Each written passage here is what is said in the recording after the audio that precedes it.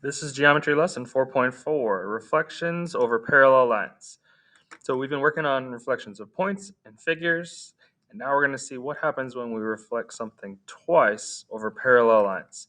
So the big idea says the reflection image of a reflection image of a figure over two parallel lines is a translation image of the original figure. So we're reflecting something twice. So the reflection image of something that's already been reflected, another reflection image of some figure over two parallel lines is a translation. That's a new word. That's a different transformation we're going to talk about today of the original figure. So let's jump in.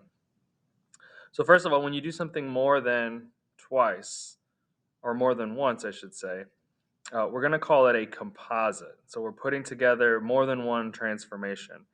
And so, there's going to be some interesting notation here. So when it says the language of composition, we're really talking about the notation that tells you what's going on. We know that the little r means reflection, and we've got the line that we're reflecting over, and then whatever it is, and then this equals the image. Well, as we start to do things more than once, you can see the notation is going to get a little complicated, and we have to be able to read this and understand what's going on. All right, so we're starting here. Let's make sure we understand what this says. This is the reflection of triangle ABC over line M.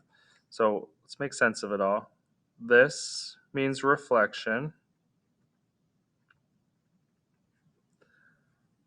This means line M.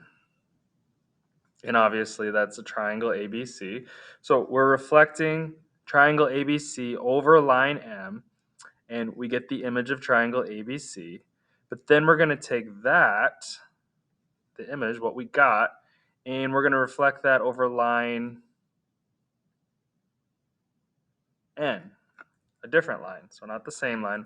We're going to reflect triangle ABC over line M, and then we're going to take what we get and reflect it again now over line N. And you can see this is the second image. We've got two markings now to represent this is the second image of the original triangle ABC. So these were two separate translations, a reflection and a reflection. We can combine those and say, okay, we're going to go from here to here. So these two equations can be written as one equation by substituting. So notice I've got triangle ABC with the first image markings in both spots. Our substitution property says since triangle ABC with these image markings equals this, I can substitute this in here. And so when you look at this complicated one, it's actually just this rewritten, but inside of parentheses, we have substituted in for ABC with the single image marking with this. So RN right there equals triangle ABC with the second image markings right here. The only thing that's changed is what's inside parentheses. So instead of the ABC with the first image markings, we've taken the reflection over line M of triangle ABC and substituted it in. All right, so this one equation now represents both of these translations or reflections in one. So when we start reading this, because this is what will start being given to you at the beginning, we need to understand that the first thing that was done was reflecting over line M, which if you notice is closest to whatever we are reflecting. The figure in this case is triangle ABC. And then the second thing that we did is on the outside. So when this is given to you, we have to know that this is the first translation and this is the second. All right, whatever's closest, whatever's attached to the figure here on the inside in parentheses, that's the first translation that you're going to do. And then after that, you're going to take the image or the results of that and perform the second translation, in this case, a reflection. Now, there's another way to write this, just to make it even more complicated. We can write this differently. Instead of parentheses, there's a special composite notation. So the composite, again, means more than one translation. The composite of a first transformation S, so first transformation, we're going to call it S, and then the second transformation, we're going to call T, is denoted as this. All right, so just like this almost seems backwards. We want to do this first and then this, but that's not what we do. We do this first and then this. The composite is going to work the same way. So the first transformation is S, and if you look at the notation, S comes second. All right, so the one that comes second is actually what you do first, so it can be a little confusing. The second transformation is T. So this is going to be the same as this. So we've got the parentheses notation. We're going to perform whatever S is to P first. Whatever's on the inside goes first. And then after that, we're going to perform the translation or transformation T. So these are equal to each other. S first, then T. And so to wrap that all up with the notation, reflection of point A over line M, and then the image of that over line N is equal to the second image of A. We could rewrite that using this notation. Okay, it's very similar. Notice RM is attached to the A. That's what would happen first. So this says the reflection of point A over line M, and then the reflection of that image over line N. So these are equivalent. They say the same thing. So we've got to get used to both notations. With parentheses, it can be given to us like this: perform whatever's inside first, or it can be given to you in composite notation with that little circle there. We got to know whatever's attached, whatever's second, that's actually what you do first, and then you come back and do this. Okay, so that covers notation. Now we're going to go back to reflecting things over two parallel lines. So we're going to reflect something twice, but the end result turns out to be a translation, and we haven't talked about translations yet. So this is a different type of transformation.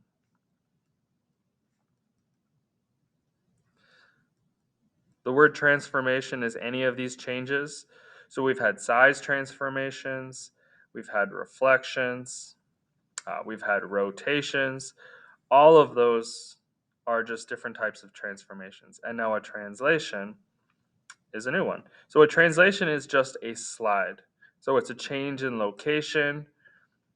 If you had something on a graph, or it's just a movement, so let's say you have a square and you simply just move it somewhere else. It hasn't flipped, it hasn't rotated, the size hasn't changed.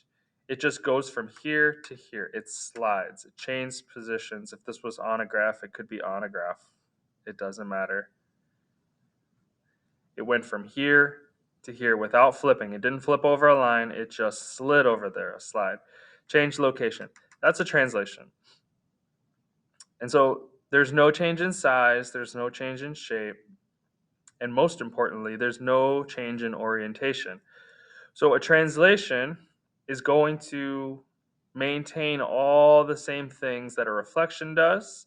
Remember, we talk about collinearity, we talk about distance, it's the same size, the angles stay the same, all of that, just like a reflection. But when we reflect something, it flips and the orientation change. So in a translation, everything stays the same except the location, and that includes orientation. So that's what makes it a little different than a single reflection. The orientation stays the same. Now, we're going to measure how far something has moved. That's called the magnitude. If we're going to measure that, we would take this point and then the matching point on the new shape, and that distance from there to there, that's the magnitude. And then the direction, obviously, this shifted down this way. Specifically, though, when we measure the distance and we give a direction to it, it's going to specifically be given by the ray that goes from a point through its image. So if I have this point and I went through this point, that's actually going to be the direction, but we're going to express it as a ray going through that point. So continuing past it with an arrow on it. That's the direction that this translation went. And then the segment that just connects the corresponding points, that's the magnitude. All right, so we're specifically going to look at these translations. They can be just on their own, but we're going to specifically look at these translations as the composite of two reflections over parallel lines. So a translation can be the same as two reflections over parallel lines. Let's see how that works. So in example number 1, we're going to find the distance and the direction of the translation that maps triangle ABC onto the second image of ABC.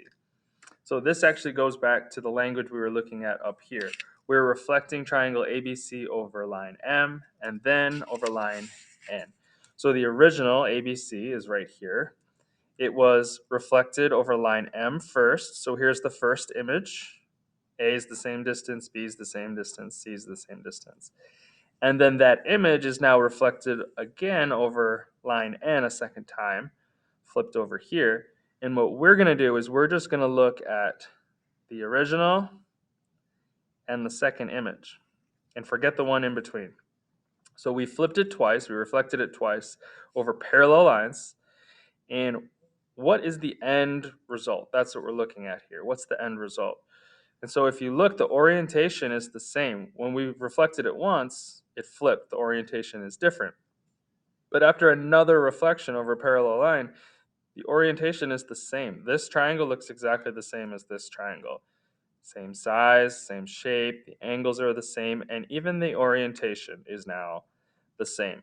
And so just looking at this to this, that is a translation. It has went from here and all it did was slide down here. It didn't flip, it didn't rotate, it didn't change size. That is a translation. Okay, so now we're going to find the distance and the direction.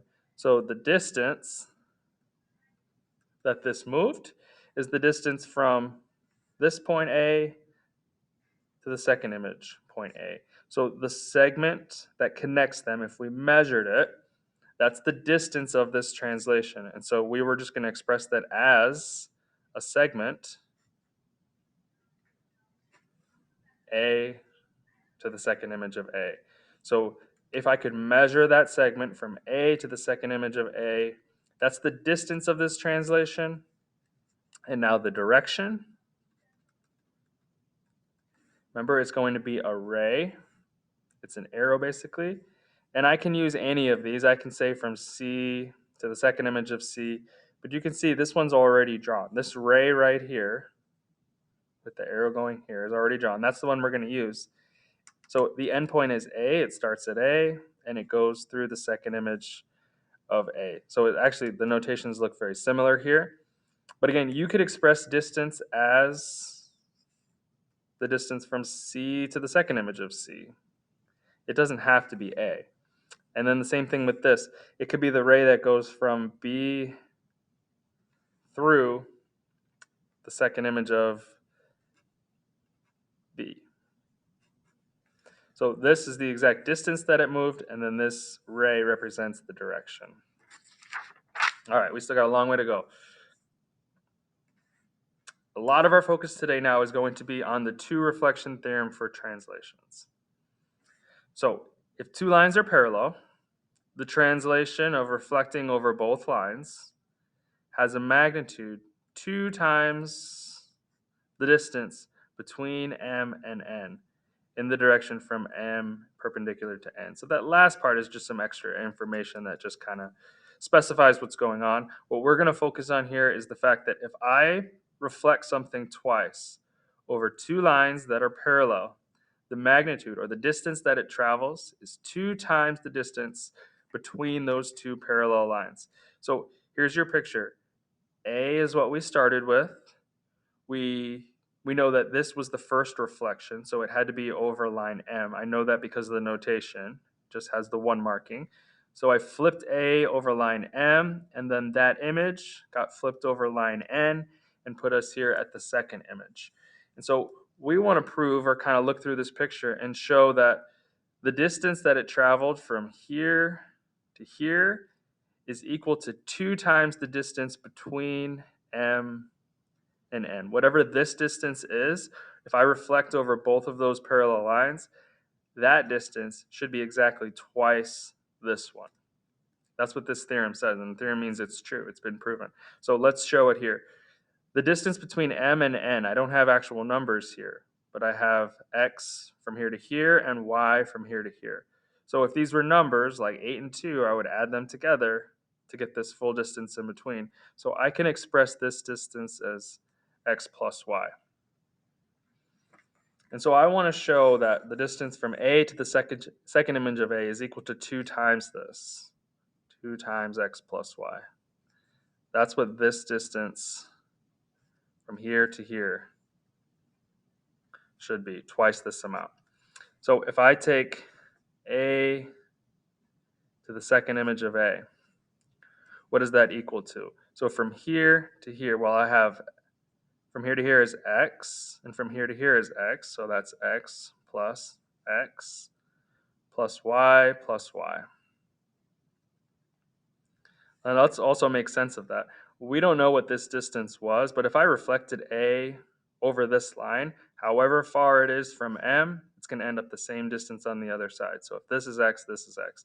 Then once I'm here, however far it is from N, if I'm reflecting over line N, this distance has to be the same as the other side.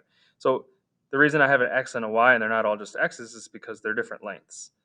This is a certain length, this is a certain length, they're not the same. But I know from A to the second image of A, it's this plus this plus this plus this. So if I simplified that, I have 2 x's and I have 2 y's. And if I factor this, which we should have learned in algebra, if I go backwards here, since there's a 2 as a coefficient to both of these, I can pull that 2 out and basically backwards distribute. So 2 times what gives me 2x? That would be x. 2 times what gives me 2y? That would be y. If I now went backwards and checked this, if I distributed, 2 times x gives me 2x, 2 times y gives me 2y. That makes these equal to each other. And again, that's what we were going for. 2 times x plus y equals this. Now, that's really complicated with all the algebra, and I might have just lost some of you on that. So let's make this a little bit simpler. Let's put some numbers in here. So let's call this distance 10. All right, and let's call x 7. So this is 7. And let's call y then has to be 3 if this is going to be 10. All right, so if A was 7 away, and I flip it over that line, that's a total distance of 14, 7 and 7. But here I am. And again, if this is 10 and I've gone 7 over, that means I've got 3 left here. I flip it on the other side, total of 6 there. All right. And my total distance from A to A prime is going to equal 7 plus another 7 plus 3 plus 3 for a total of 14, 17, 20, which is equal to 2 times the distance between these. Okay, so I'm showing it with real numbers, but this is going to hold true all the time. And a lot of you who may be thinking a little deeper about this say, okay, I get that. If this is out here and I flip it, it's going to be twice that. But wouldn't that change if I say put something in here? What if I put A in here and I flip it over M first and then I flip it over N? That should change things, right? That's no longer going to double this. That seems like it's going to be a whole lot more. Well, let's take a look. Let's make up some numbers here. Let's pretend that A is 4 away from this line and 6 away from this line. We'll keep this 10. If I reflect it over M and then take that and reflect it over N, according to this theorem, I will have moved it 20 away from A. So let's see what happens. So if I was going to reflect it over M first, I'm 4 away. So if it ended up on the other side after my first reflection, this would have to be 4 away. That's what a reflection is, the same distance away from the line. And now if I'm going to take this point and reflect it over N, it's going to end up all the way on the other side. Equal distance on both sides of N. So how far is the first image of A from this line? Well, it's 6 and 4 and 4. It's 10 and 4. It's 14 away. So this distance is 14, 4, 4, and 6. So I have to go another 14 out here. So this segment out here is 14. And this would be the second image of A.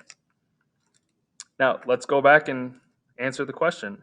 If I go from here, the original shape, to here, the second image, how far have I gone? 6 and 14, which is 20, which is double the amount of the distance between M and N. So we've kind of shown some examples of how this theorem holds true. If you reflect something over two parallel lines, the distance between those parallel lines will be doubled from your original, your pre-image, to your second image. Let's prove it again here in example number 2. So we're going to use two lines on a graph, and we're going to reflect over them in different directions. So we're going to first reflect over Q and then P, and then try it again, flip it over P first and then Q, and see if this still continues to hold true. So I'm going to make a graph here. 1, 2, 3, 4, 5, about 6 up, if you want to follow along with me. That's going to be my x-axis, and here's going to be my y-axis, just somewhere in the middle. Pause the video if you need to, if you get behind. So we're going to flip over these two lines, y equals 3 and y equals 8. So this is my x-axis, y equals 3 is up here at 3. 1, 2, 3.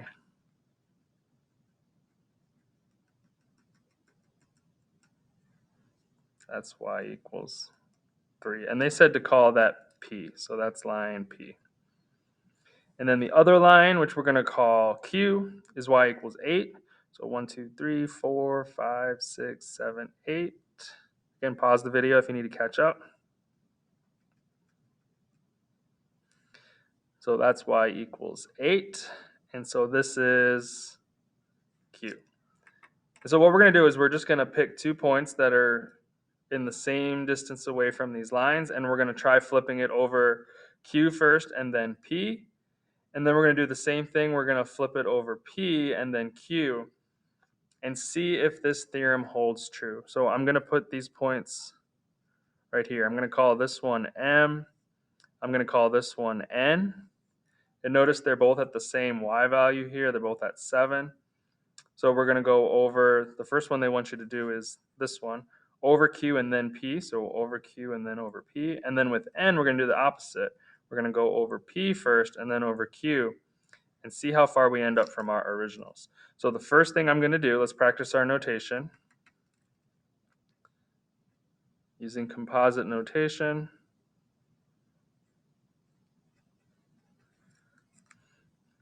we're going to reflect point M over Q and then over P. So if I reflect this over Q, it's 1 away, it ends up here. So that's the first image. And then I'm going to take that and reflect it over P. So I got to see how far I am from P. 1, 2, 3, 4, 5, 6 away from P. 1, 2, 3, 4, 5, 6 away. Okay, so this is the second image right here. And let's determine how far we went from here to here. 1, 2, 3, 4, 5, 6, 7, 8, 9, 10. Well, let's see if that held true for our theorem. The distance between these parallel lines was from 8 to 3. So that's a distance of 5. And when I flipped this over both of those parallel lines in 2 reflections, my final distance from my pre-image to my second image was 10, which is double the distance. So that worked. So let's try now the second translation, which is just changing the order of these lines. So we're going to put Q out here, and we're going to put P here, and we'll do this to N just so it doesn't get complicated. But you could do this with M again. I just don't want to crisscross all over this. So N, doing the same basic thing, except now, remember with this notation, we're going to go over P first. So N is 1, 2, 3, 4 away from line P. So I'm going to go 1, 2, 3, 4 away on the other side. So that's the first image of N, flipped over P. Now I've got to flip that over Q. 1, 2, 3, 4, 5, 6, 7, 8, 9 away. So 1, 2, 3, 4, 5, 6, 7, 8, 9 away. And that's the second image of N. How far are we now from the original to the second one? 1, 2, 3, 4, 5, 6, 7, 8, 9, 10. The distance from N to the second image is 10, which is double the distance between the parallel lines. So we've shown that the order that you flip these over the parallel lines does not matter. If you take something and you flip it over 2 parallel lines, Okay, the distance that you go from the original to your second image is double the distance of the parallel lines. All right, let's try one more example here at the bottom. So in 1 through 3, we're going to use this figure at the right. A through J are equally spaced. We'll just say they're all 1 unit apart. And they're perpendicular. That has to be true if this is all going to hold true. Because when you reflect over lines, remember it always is perpendicular, 90 degrees. So we're going to identify each image point by a single letter. So if I do this reflection of B, which letter do I end up on? So this says reflect B, this point right here, over line M. Where do you end up?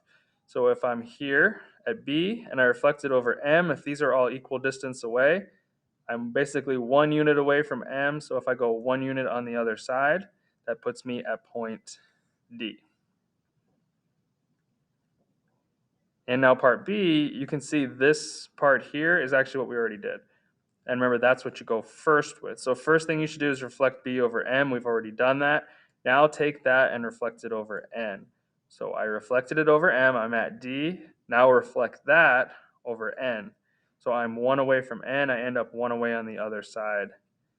And that's F. Let's quick double check. How far did we move? We went from B as my starting point to F. If these are just 1 unit, that's 1, 2, 3, 4. I went a total of 4 units. How far apart are these 2 lines? 1, 2. 2 units apart. The theorem holds true. Okay, I've flipped this, reflected it over 2 parallel lines. The distance traveled is double the distance the parallel lines are away from each other. All right, number 2, let's reflect line E over N. Notice that E is on N. So when you reflect a point over a line that it's actually already on, it does not move. Okay, so point E is still going to be at point E because it's on the reflection line. So after I've done that, now I'm going to reflect this answer over line M. So I'm still at E. To go over M, I am 2 away. So I go 2 away on the other side, and that puts me at A. So I've gone from E to A. E to A is 1, 2, 3, again, 4 spots. So even though that this first one was on that reflection line, if I reflect it over 2 parallel lines, the total distance is double the distance between those lines. All right, and number 3, if you take a peek at what they're going to ask you to do, we're not going to reflect it over 2 parallel lines. We're going to reflect it over the same line. So 2 reflections over the same line. So we're starting with B. First thing they want you to do is reflect it over N. So how far are we from N? 1, 2, 3 away. So I'm going to end up 1, 2, 3 away. That's H. And so I've already done this. I've reflected it over N. Now I'm going to reflect it over N again. So I'm at H. 1, 2, 3 away from N. 1, 2, 3. I end up back where I started at B. So if you reflect something over a line and then you reflect it over that same line again, you end up back where you started.